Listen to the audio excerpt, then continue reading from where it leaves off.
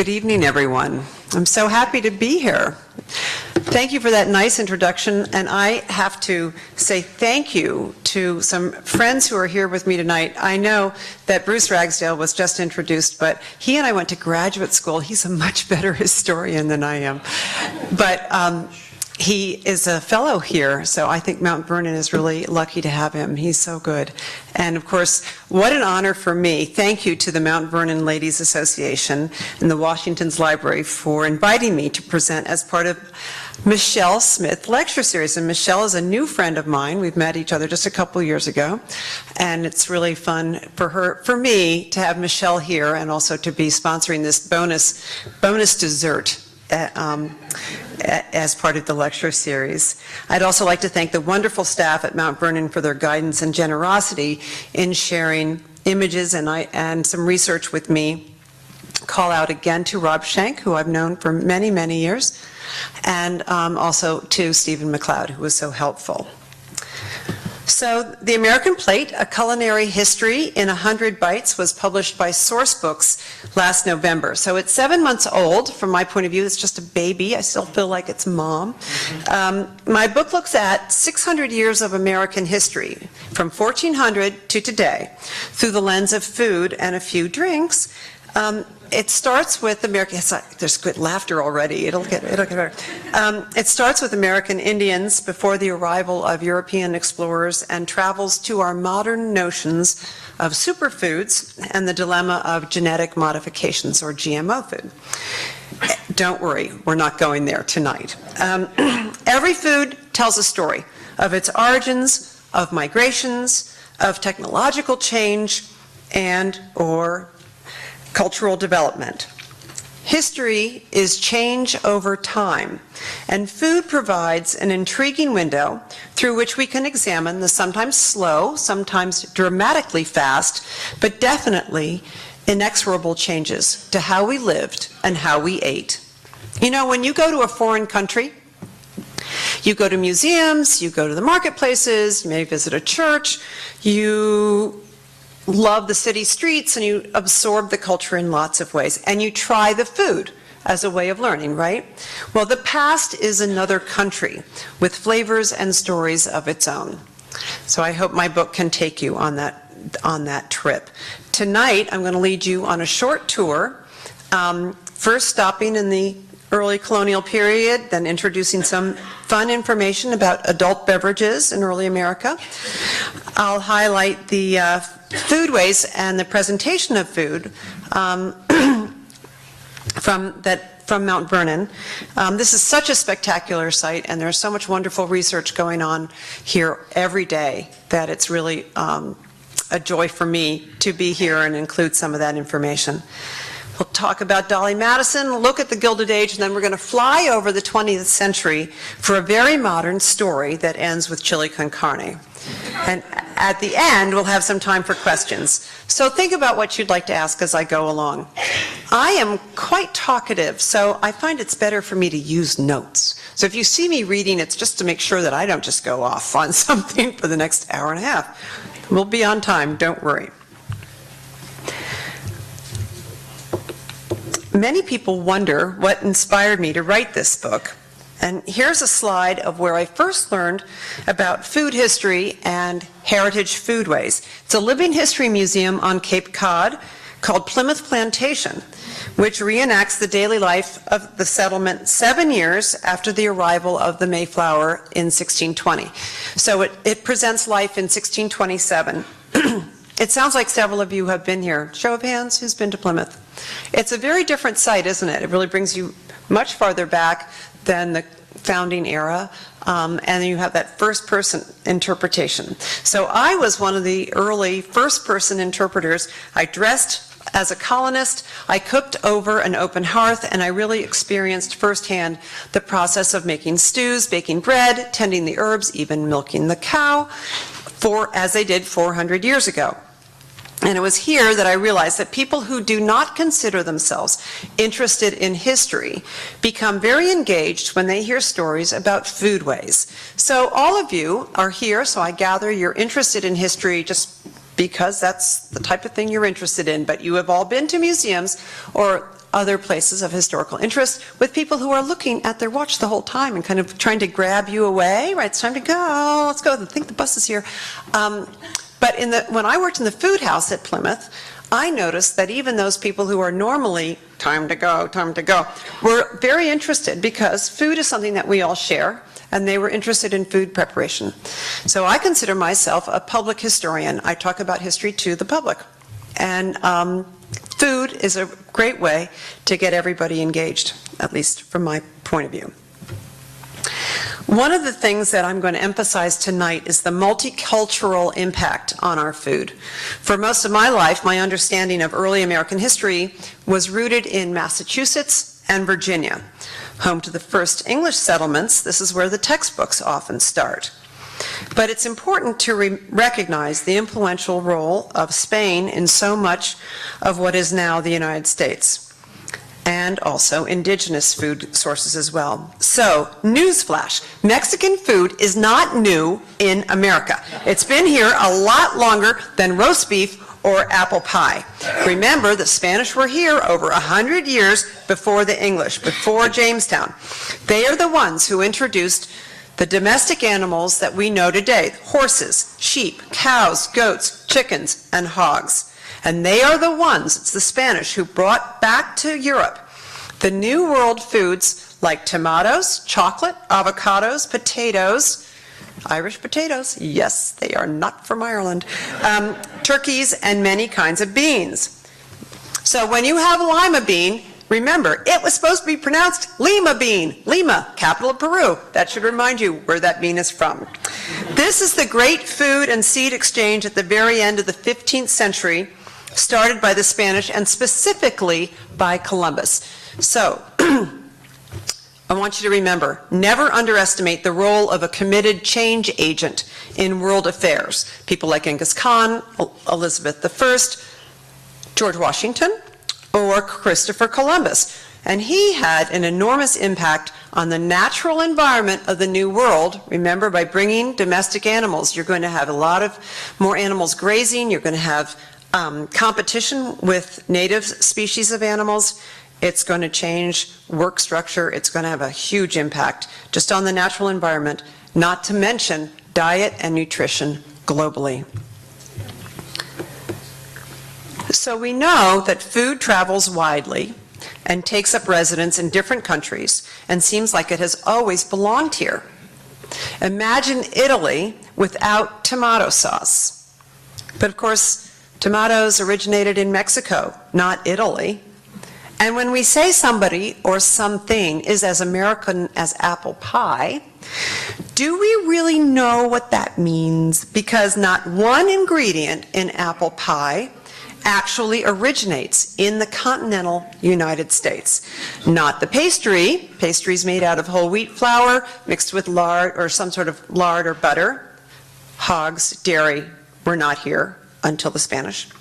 Not the sugar. Sugar comes really long ago. New Guinea comes over Egypt, Cyprus, and then the Azores, and then the Portuguese take it to Brazil, and we'll talk about sugar later because that's quite a story in itself. Not the apples. Apples weren't here, the type of apples that you use for apple pie. They come from Turkey, move over across Western Europe, and it's from England and France that the apple trees are brought over. So, an apple pie comes from all over the world, but since Americans come from different parts of the world too, maybe that pie metaphor is better than we thought. I mean, what would you rather be? A culture that's called a melting pot or a culture that's called an apple pie? I know where I come out on that debate. Another thing that's important to remember is the Native American contribution to the American plate. Settlers arrived, the Spanish, then later the English, and then in New York, where I'm from, the Dutch. And the most immediate dietary change is the adoption of maize, consumed on a daily basis. Not that the colonists instantly fell in love with corn, or what they called, what we call corn. They didn't like it at first, but the American Indians' generosity in sharing their corn meant the difference between life or death in many settlements. Corn is a lot easier to grow than wheat, It's still hard work, but it's not as hard work as wheat. And the indigenous tribes taught the Europeans how to cultivate maize, beans, and squash together using what anthropologists today call milpa agriculture, and what the tribes called, with more grace and reverence, the Three Sisters.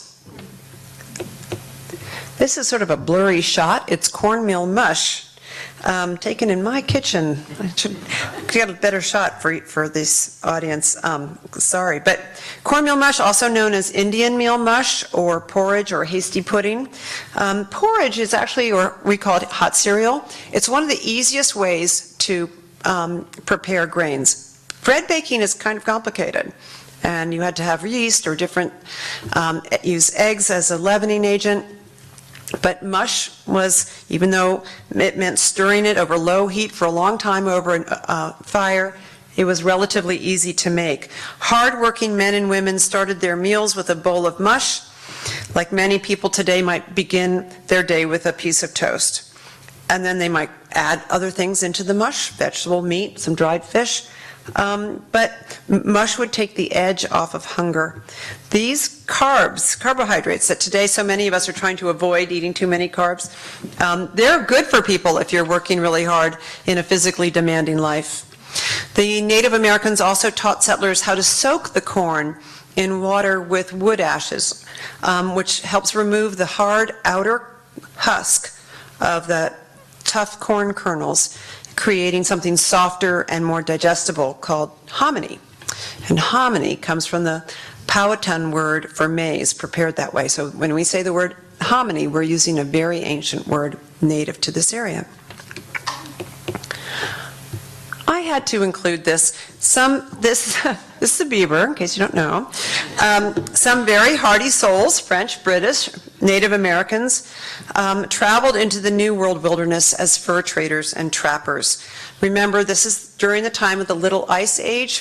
Fur is at its all-time most chic. It is a big fashion statement, and it is very sought after in Europe. If you were hardworking and lucky, you might make a small fortune in an era when raising capital also often involved physical risk. So think about what that sentence says. We risk things when we make investments, right? It is a risk to put money in a stock market, but we're not risking our physical selves.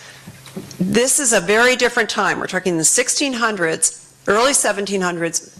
Particularly men were risking their physical beings. They were making physical risks to raise capital because it was very difficult to do that back then. And one way you could do it, if you were successful and lucky and hardworking, is through the fur trade.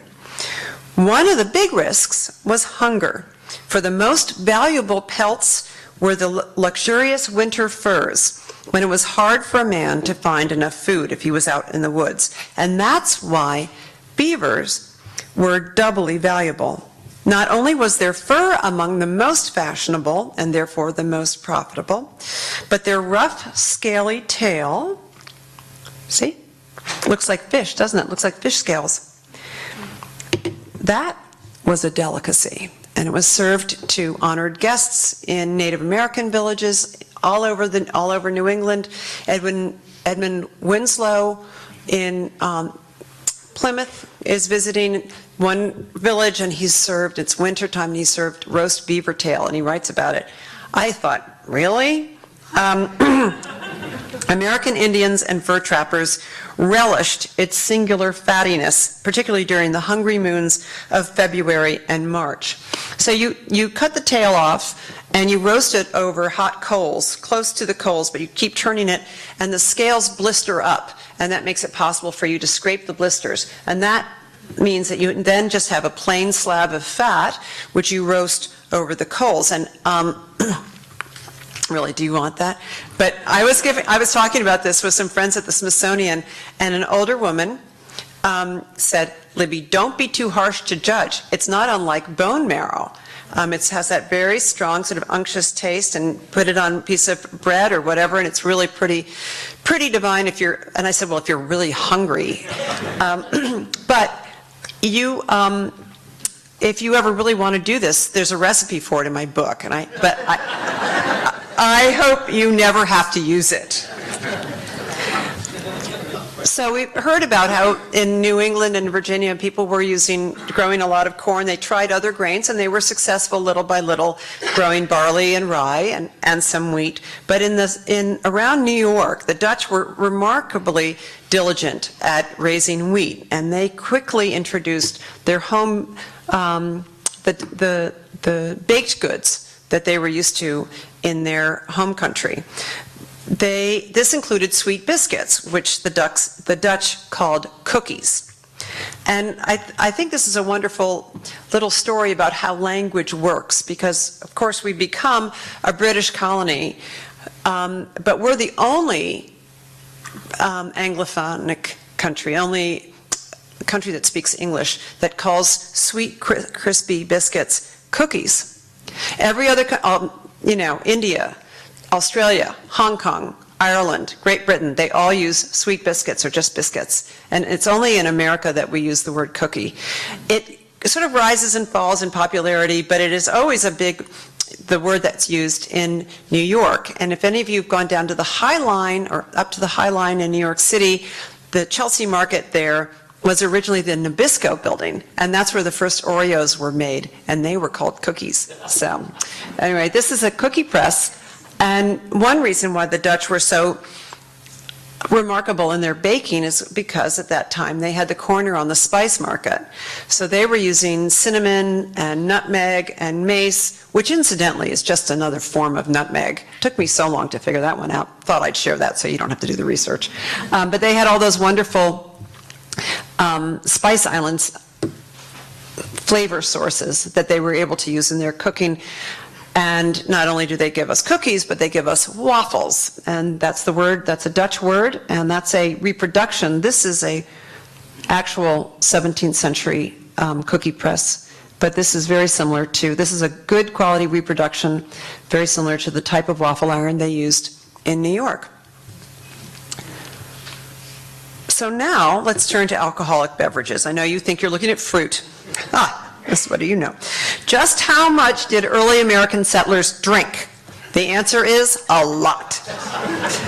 So Native Americans, the first people cultures, they don't drink strong alcoholic beverages. They don't have a tradition of or the technology of distilling spirits. Sometimes some groups made a what we would call sort of small beer, a lighter beer, but it's the English. They come from a tavern culture where beer accompanied most meals for the young and old and in between. The Spaniards enjoyed beer, but were primarily wine drinkers, and the Jesuits were quick to plant very productive vineyards at their missions in the American Southwest and in California. One thing that we had going against us along the East Coast was the humidity, and many people tried very hard to have productive vineyards, some with more success than others. There were very productive vineyards, by the way, after the Revolution out toward Ohio until they were wiped out. We never quite know what that wine tasted like, but people who tasted the Catawba wine from Ohio always talked about it as the best in America. That's into the, just before the Civil War. So I'm jumping here. I'm going to go back. Stay on the timeline, Libby. The Pilgrim Fathers on Cape Cod complained about the lack of beer immediately. I mean, they write home, there is no beer. You sort of think, what did you think? You come all this way and you're thinking there's no beer?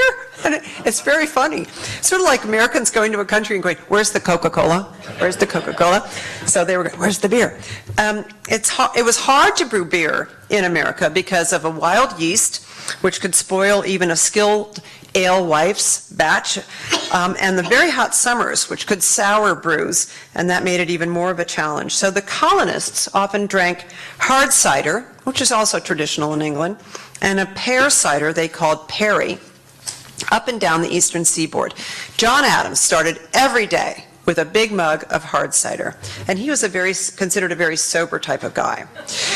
It was easier and less time-consuming to make cider, and more predictable than beer. it is still an art, but it's just a little bit easier, and the predictability matters a lot.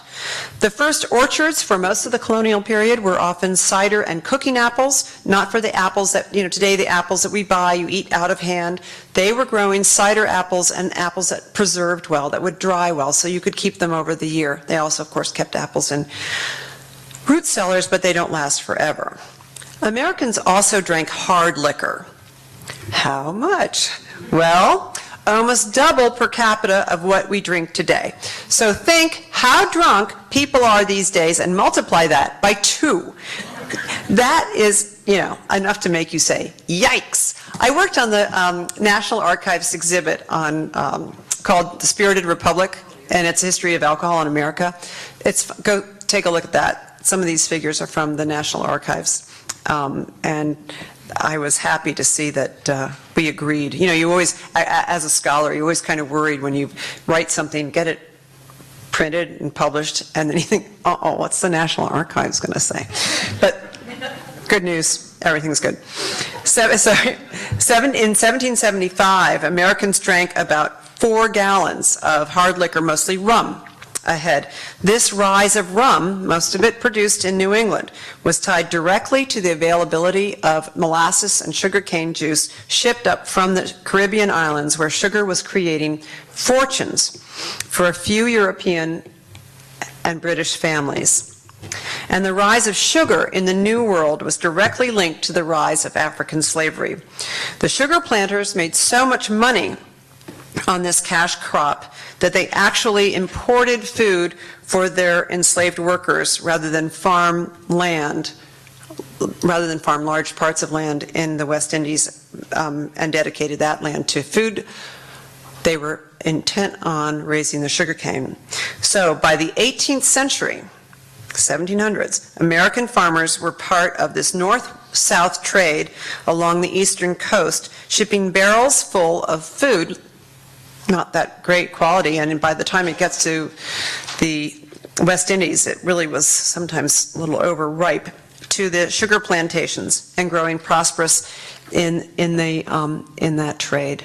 And Washington packed salt. He salted fish into barrels. He sold that. I know where I live on Long Island, very early, by 1680s, one of the markets that we were shipping to from Long Island were the West Indies. That's a long time ago, 1685, to have a town where a lot of people were engaged in producing food that was going to be shipped. They were part of a market economy. So many of us think of these farms and plantations being sort of self-sufficient, and to some extent they were, but a lot of their energy was going out to crops they could use for sale to raise money. As time went on, rum would stay popular in New England and along the coastal cities. It is still very popular in Boston. While the arrival of the Scots-Irish just before the American Revolution made whiskey a new favorite, particularly inland. Bourbon, based on corn, was developed in Bourbon County, Kentucky, and grew in popularity so much so that this style of whiskey would become synonymous with the American South, and the image of the southern genteel planter sitting on the porch drinking his mint julep with his cheroot, right? Well, that's bourbon, and it's an indigenous American spirit. George Washington, you may have all been to his distillery. He, as early as 1758, right, he served 75 gallons of spirits to potential voters when he ran for a seat in Virginia's House of Burgesses. So this is before the American Revolution. This eye-popping number may have been high even for this time period, but the idea of offering drinks to your voters was a tradition in Britain, and that tradition migrated here, encouraging voter turnout, I would guess. After his precedent-setting 2 terms as the first president, and here I am telling you, who are such wonderful supporters of Mount Vernon, but you know the story about how his Scottish farm manager took him aside and pointed out that with a distillery, he could be making more money from his crops. And eventually, our first president, became the nation's largest whiskey distributor. Now, I'm sure you know that, but somehow it was left out of the textbook, so this is news for many people. But one of the things that I discovered recently, and I have to give credit where credit is due, I ran across it on the Mount Vernon website, is that the slops from the distillery, the leftover product, mash, was fed to the pigs. And the hogs that were kept around the distillery, one visitor says they could hardly walk. They were so fast, they're fat, their bellies were dragging on the ground. So that was a very good use of, talking about recycling, right? No waste. Okay. Madeira. Madeira, I recommend Madeira. I have become a convert to Madeira. It was one of the most popular alcoholic beverages among the colonial elites. Because it was imported from the Portuguese island of Madeira, it was more expensive than local ciders or beers, of course, but it traveled well enough to be worth the cost.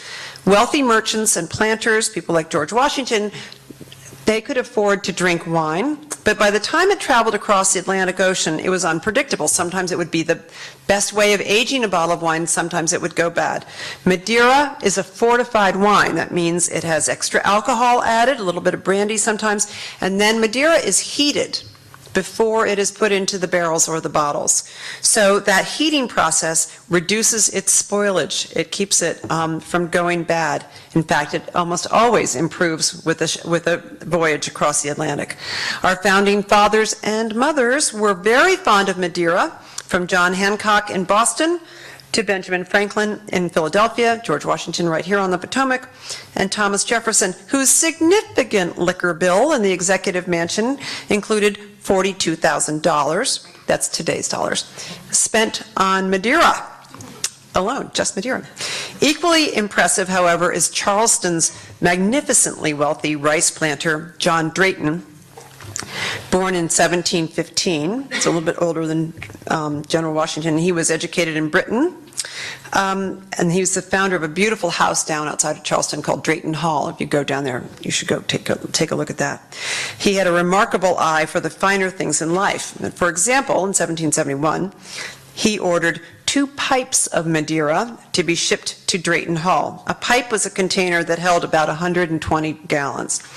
So he writes his shippers, while he's ordering this, 240 gallons, of the best Madeira for my own use. It means I'm not going to sell it. I'm just going to, I'll serve it to my friends, but this isn't for selling. Of the finest flavor, silky soft and smooth upon the palate, in no ways rough. Well, Washington was also given to telling his ship exactly what type of Madeira he wanted.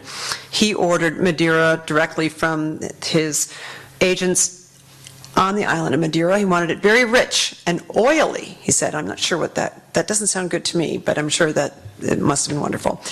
If the present vintage is not good enough, I'll have it of the last. So he wanted to make sure he got the right vintage. And he ordered also 2 pipes for the president's household. This would be in Philadelphia in 1793.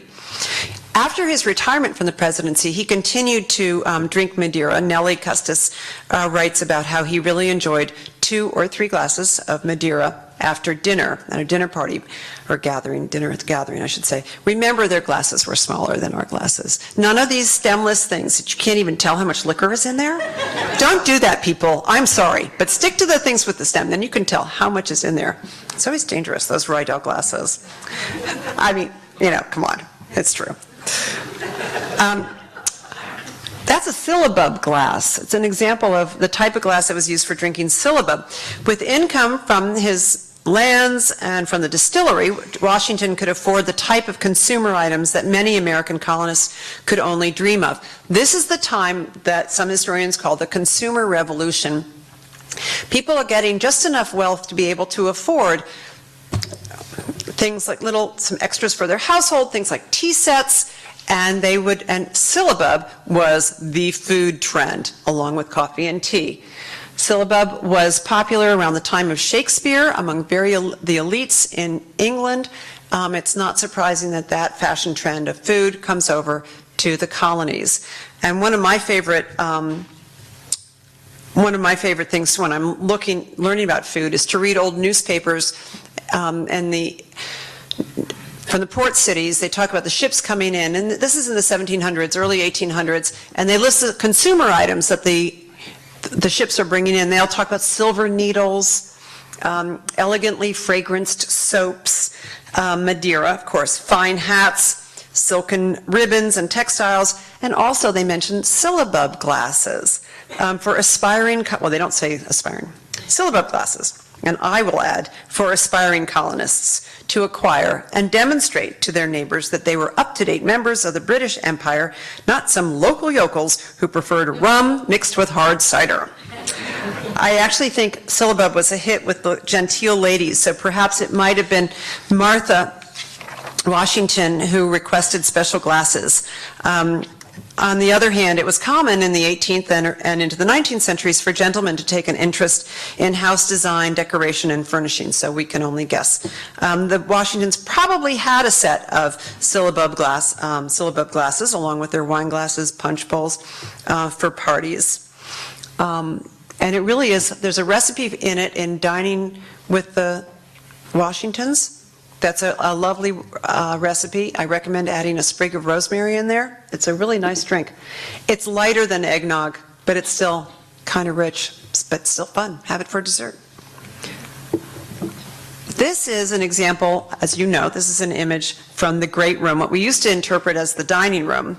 But I read some wonderful statistics about how in, for example, 1798, the Washingtons entertained guests 203 of the nights, of the afternoons, actually, of the year. 203 out of 365. That's a lot of days to have dinner guests, right?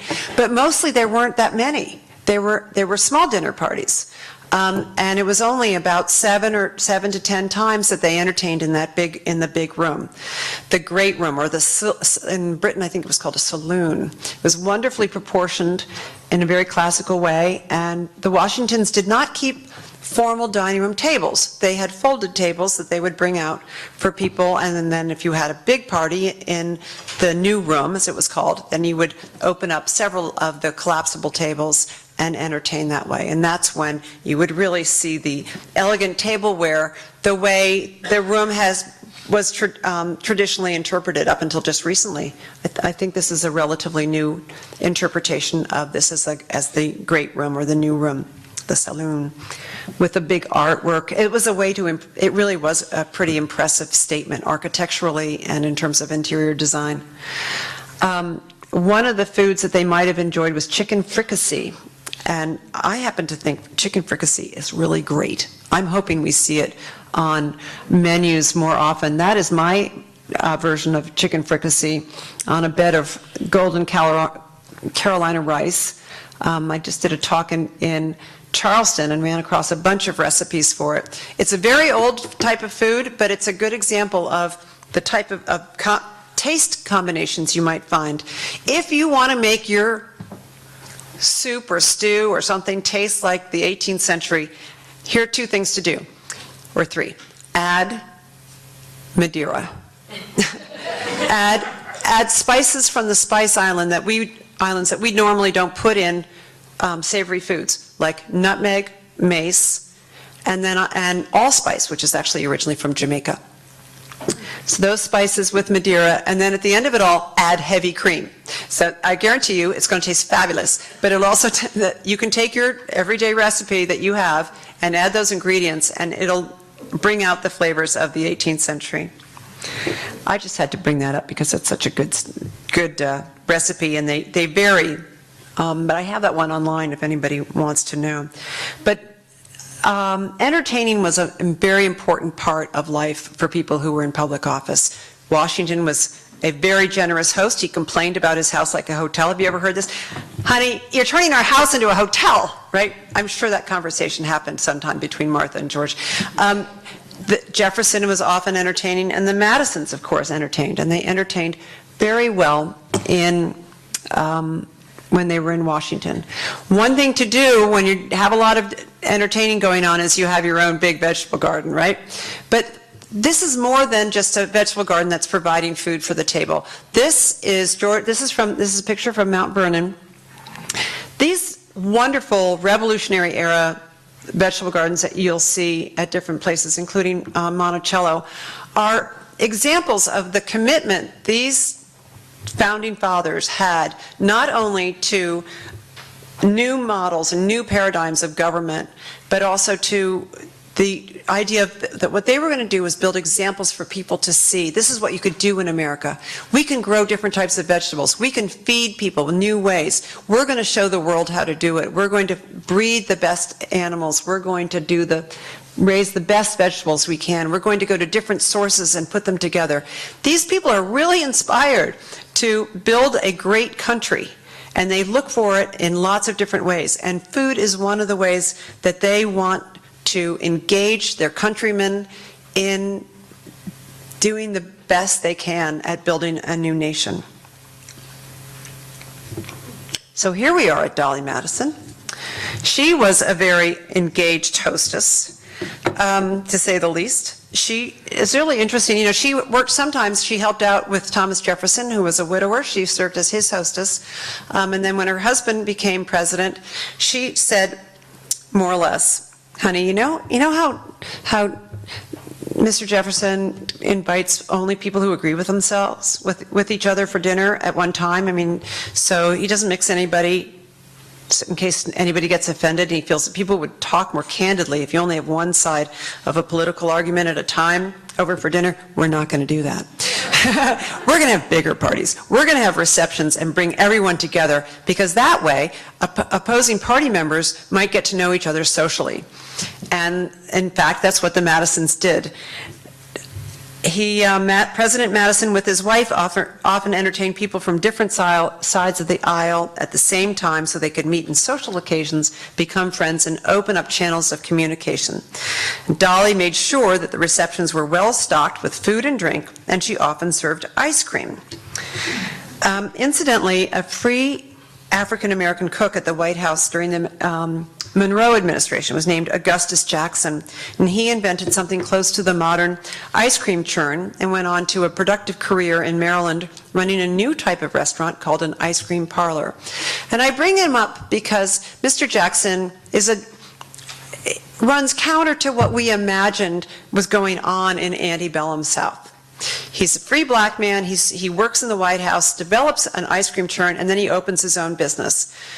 That isn't the normal path for African Americans at that time, but it did happen. And it's interesting that these are the types of stories that you can encounter when you're doing research in food. People forget about somebody like Augustus Jackson, and all I want to do is learn more. It's a really interesting story. Ice cream would remain a luxurious treat into the Gilded Age. This is a menu from Willard's Hotel. There's cafe ice cream right here. Of course, you can't read that, but I promise you, it says cafe ice cream. It was a very luxurious dessert. This is a photograph of Delmonico's restaurant in New York City from the late 1800s. To me, Delmonico's exemplifies the Gilded Age, which in my book I call the Gilded Gritty Age.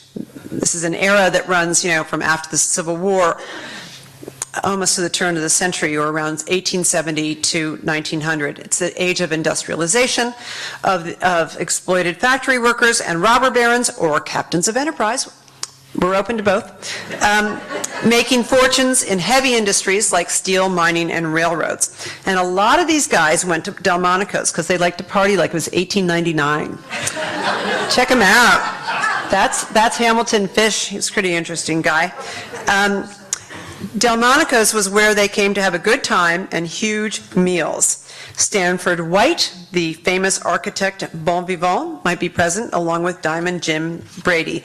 And no story about food in the Gilded Age would be complete without a brief mention of Diamond Jim Brady, who was a railroad, he owned railroads, he was a railroad broker.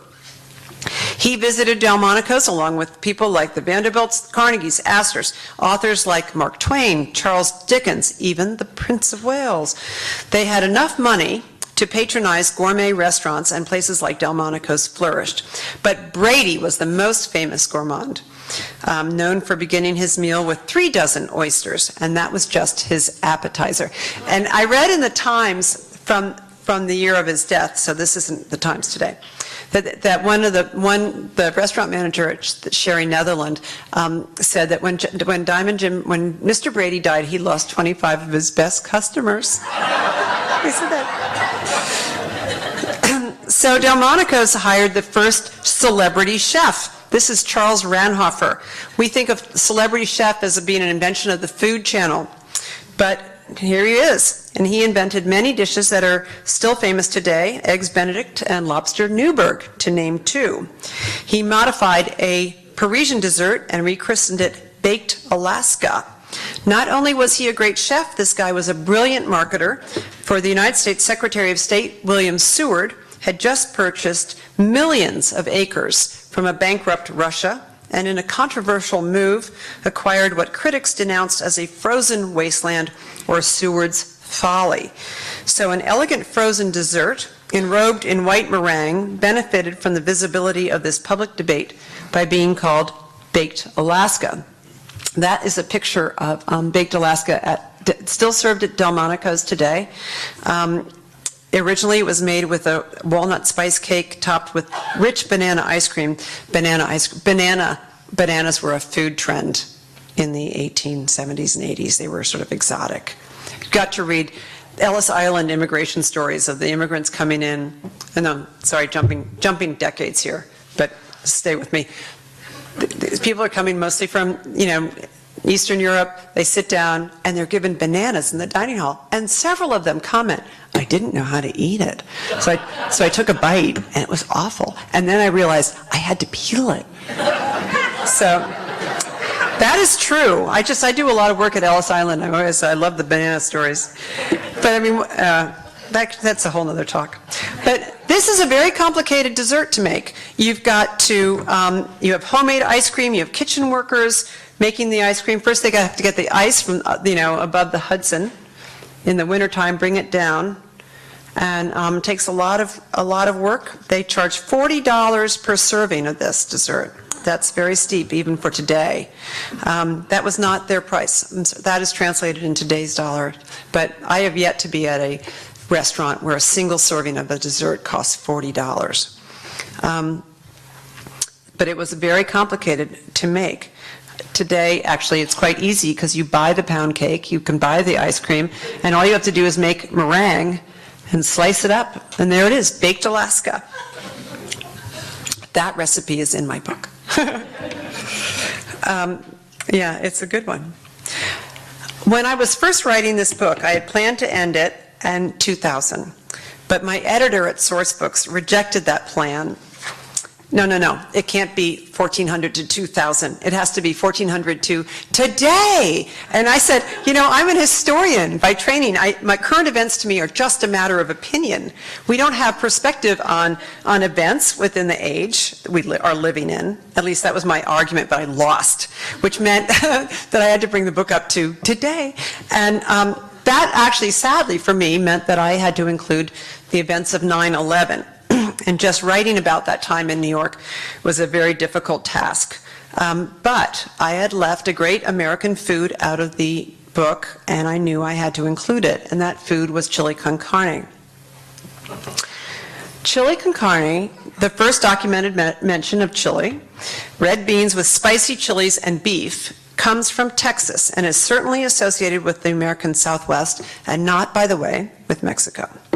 In the late 1840s, America's boundaries spread across the continent, and chili con carne had its own sense of manifest destiny, spreading from sea to shining sea. Outfitters from those great cattle drives, as well as for pioneer families, created chili bricks. We don't think that they were doing stuff like this back then, but they were. They created dehydrated things. They looked actually like bricks, hard rectangles of dried beef, beans, suet, minced chilies, and other seasonings that were to be reconstituted with water and simmered when you were out on the trail. So as the people went west, they bought the chili bricks and they took it to California, and we know that people were eating it along the trail and out in California as well. A few adventurous cooks were trying it in the East. After the 1893 World's Fair, Columbian Exposition in Chicago, where thousands of people were introduced to chili con carne for the first time. People across the country began to dig into chili with gusto. And in fact, chili parlors, or chili bowls as they were also called, opened in a lot of the big cities in America.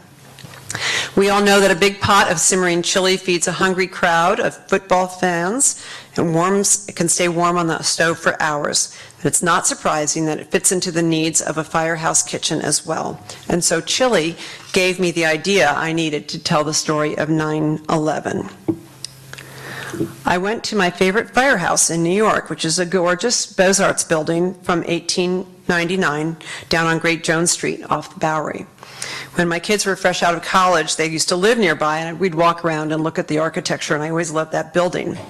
But 10 firefighters from this firehouse, home to Engine Company 33 and Ladder Company number 9, are numbered among those who were lost on that Tuesday, 14 years ago almost, more than from any other single firehouse. A bronze plaque, which you can see there, marks their names, and we all know that a plaque will never be enough. But one day last spring, I visited the firehouse and I met Lieutenant Brian Gamoka and a team of terrific firefighters on Great Jones Street and asked them if they would share their chili recipe. I'm telling the story of America through food, I said, and I want to tell your story too. So in the epilogue of The American Plate, my book, I provide the origins of chili con carne, the history of the Great Jones Street Firehouse, and the recipe that Lieutenant Gamoka gave me for their own version of chili con carne. And let me tell you something, their firehouse chili is really, really hot. So now I've given you a tour of my book. Whoops, back one. And a sense, I hope, of how food and foodways provide a unique window on American history. Thank you for traveling with me to the past, a different country with flavors of its own. And I hope we have some questions tonight. Thank you.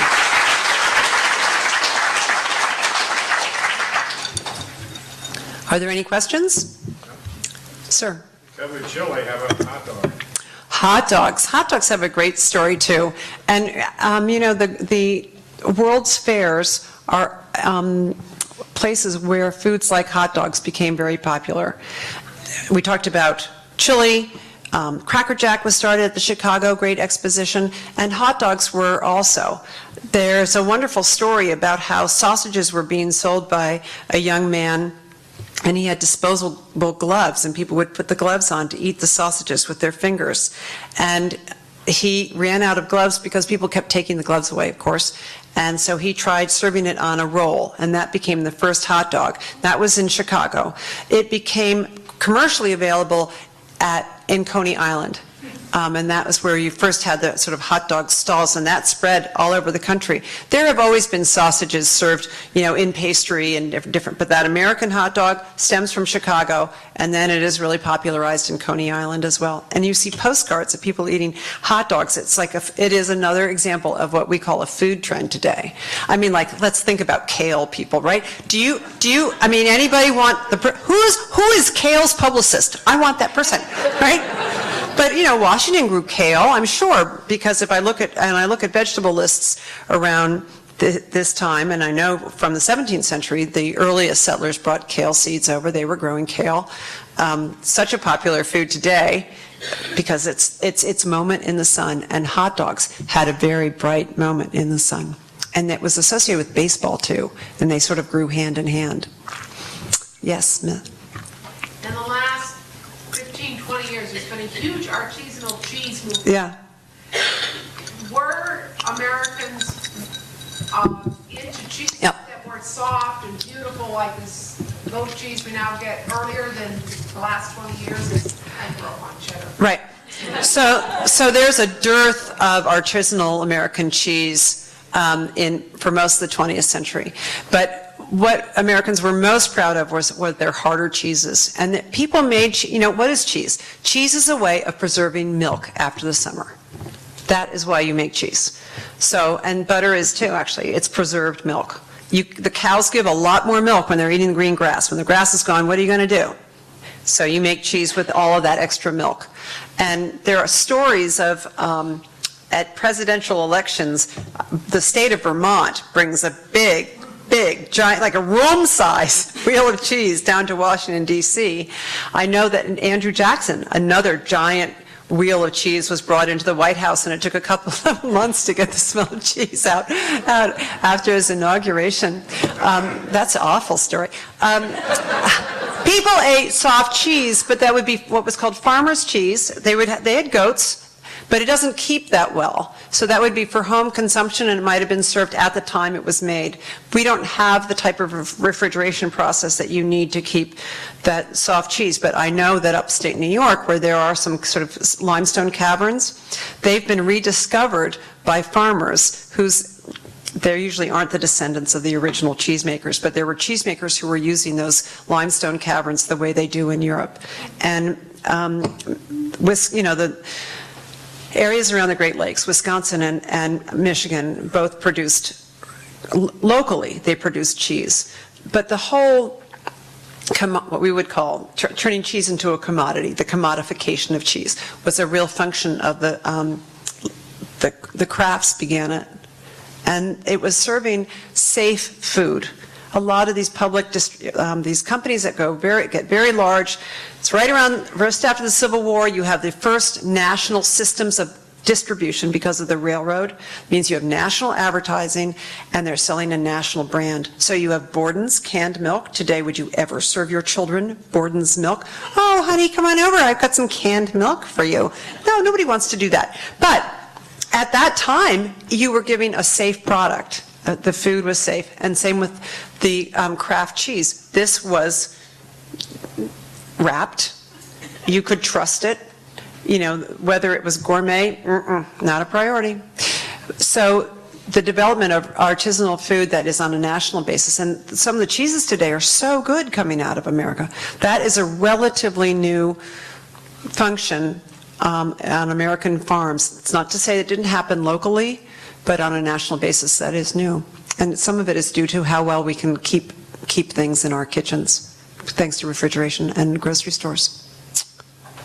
Yes, sir. Before refrigeration, how long could they keep ice?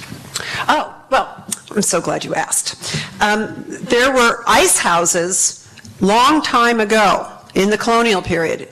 This isn't something that your average colonist had, but if you go to, I think there was an ice house here, right? But you're bringing ice in these tongs that are size of men.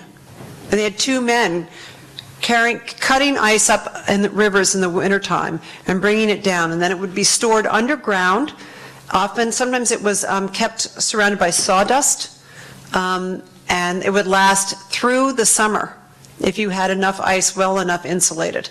They built ice mounds. If you go to Williamsburg, there's an ice mound. Montpelier had an ice house where Madison lived.